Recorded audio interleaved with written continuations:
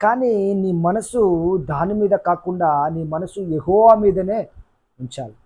ఎప్పుడైతే నీ మనసు దేవుని మీదనే ఉంచుతావో, ఆ ఎడ్యుకేషన్‌లోనైనా, ఆ ఒక బిజినెస్‌లోనైనా, ఆ జాబ్‌లోనైనా అన్నిట్లో దేవుడు నిన్ను ఆశీర్వదిస్తాడు.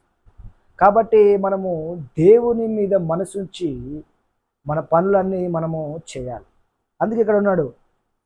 యెహోవా మీద నుండి తొలగించుకొనివాడు, తన హృదయమును యెహోవా నుండి తొలగించుకొనివాడు శాపగ్రస్తుడు.